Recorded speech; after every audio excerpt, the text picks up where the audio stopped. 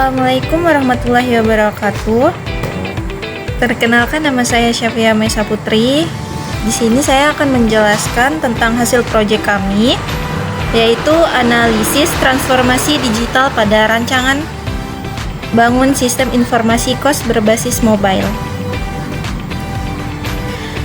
Di sini saya akan menjelaskan beberapa anggota kelompok saya, yaitu ada Triyatno, Julius, Muhammad Sidik, saya sendiri, dan Marcel. Untuk latar belakang dari hasil proyek kami ini, yaitu ada pengelolaan usaha kos pada umumnya masih dilakukan secara manual, mulai dari pendataan kamar, pendataan penghuni, hingga pencatatan pembayaran. Cara tersebut sering menimbulkan berbagai kendala seperti keterlambatan informasi data yang tidak tersusun rapi, kesulitan dalam pencarian data, serta meningkatnya resiko kesalahan pencatatan. Salah satu solusi yang dapat diterapkan adalah membangun sistem informasi kos berbasis mobile yang diharapkan dapat mempermudah pemilik kos dalam mengelola operasional harian, sekaligus memberikan kemudahan akses informasi bagi penghuni.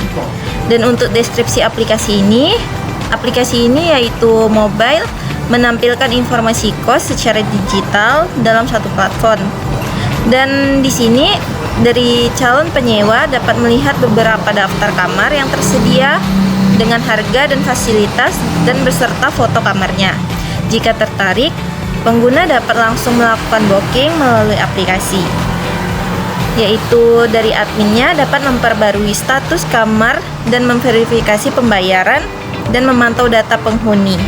Baik, selanjutnya saya Turiano akan melanjutkan materi, yaitu cara kerja. Aplikasi mobil kosan ini bekerja sebagai sistem yang menghubungkan pemilik atau admin kos dengan calon penyewa atau penyewa dalam satu platform. Inti kerjanya adalah mengelola informasi kamar, proses pemesanan, data penghuni, dan pembayaran secara digital. Secara sederhana, alur kerja aplikasi sebagai berikut. 1. Admin menyediakan data kos, membuka aplikasi, melihat data kamar, memilih kamar, melakukan booking, melakukan pembayaran. Admin memverifikasi booking dan pembayaran. Penyewa melihat status sewa. Admin mengelola operasional kos. Selanjutnya yaitu SDLC Waterfall. SDLC Waterfall merupakan model penguatan sistem yang bersifat linear dan berurutan. Tahapan utamanya SDLC Waterfall sebagai berikut. 1. Analisis kebutuhan, mengumpulkan dan memahami semua kebutuhan sistem yang diinginkan pengguna. Yang kedua, desain sistem, menerjemahkan kebutuhan ke dalam spesifikasi teknis, arsitektur, dan rancangan antarmuka. Yang ketiga, implementasi, proses penulisan kode dan pembuatan program berdasarkan desain yang telah dibuat. Yang keempat, pengujian, menggabungkan modul-modul kode dan pengujiannya untuk memastikan tidak ada error atau bug serta berfungsi sesuai tujuan. Yang terakhir, pemeliharaan, menyerahkan sistem kepada pengguna dan melakukan perbaikan atau pembaruan jika ditemukan masalah di kemudian hari.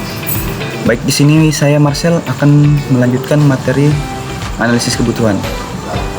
Di sini yaitu sistem yang akan dibangun adalah sistem informasi kos berbasis mobile yang dirancang untuk membantu proses pengelolaan kos secara lebih mudah, cepat, dan terorganisir. Sistem ini dapat digunakan oleh pemilik atau admin kos untuk mengelola data kamar, data penghuni, data pembayaran, dan informasi ketersediaan kamar, serta dapat digunakan oleh calon penghuni atau penghuni untuk memperoleh informasi kos secara langsung melalui perangkat mobile. Pada sistem ini terdapat dua pengguna, yaitu admin atau pemilik kos yang bertugas mengelola seluruh data kos, kamar, penghuni, dan pembayaran. Yang kedua yaitu penghuni atau calon penghuni yang dapat melihat informasi data kamar, data sewa, dan status pembayaran melalui aplikasi mobile.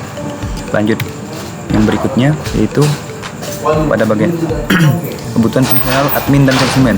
Pada bagian ini terdapat juga kebutuhan fungsional dan non-fungsional, diantaranya sebagai berikut, yaitu admin, di mana admin dapat melakukan login dan logout pada sistem admin, dapat menambah, mengubah, mengelola, serta menghapus data pada sistem. Yang kedua, kebutuhan fungsional, yaitu konsumen seperti dapat mengakses dengan cara login dan logout pada aplikasi. Kemudian konsumen dapat melihat daftar kamar, detail kamar, melakukan pemesanan dan booking. Di sini juga dia bisa melakukan pembayaran, melihat data kamar yang ditempati dan melihat tagihan serta melihat status pembayaran. Baik, di sini materinya akan dilanjutkan oleh rekan saya. Baik, selamat malam. Saya akan melanjutkan masih pada bagian analisis kebutuhan. Di sini ada kebutuhan non-fungsional admin dan konsumen.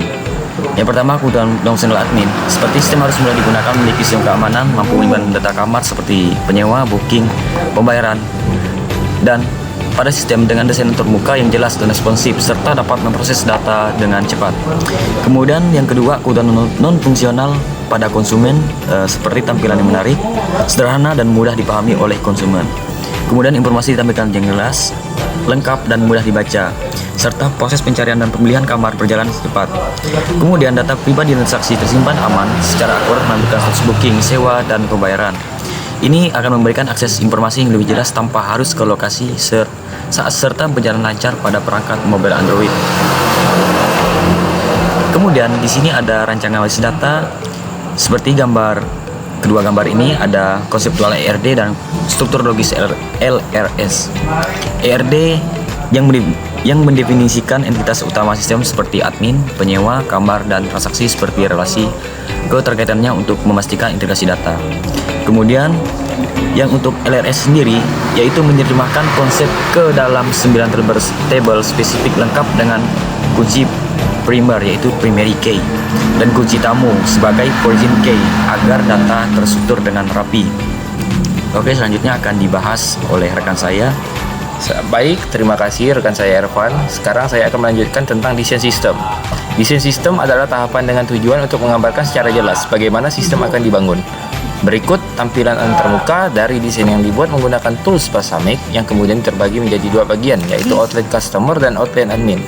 Untuk outline customer, di sini bisa kita lihat di mana ada halaman login, registrasi beranda, detail kamar, booking kamar, pembayaran, status booking, dan profile. Dan juga ada tempat untuk keluar di halaman profile.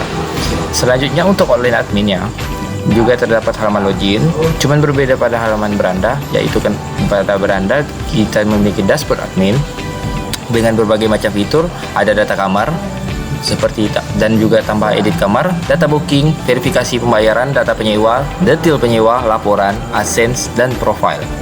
Untuk lebih lengkapnya, selain membuat dengan tools Balsamiq, kami juga membuatkan fitur dengan Figma-nya. File Figma tersebut ada di PDF yang akan kami serahkan beserta PPT ini dan juga video. Selanjutnya akan ditutup oleh teman saya. Sekian hasil penjelasan dari proyek kami. Jika ada kesalahan dalam penyampaian maupun tutur kata, mohon dimaafkan. Sekian, terima kasih.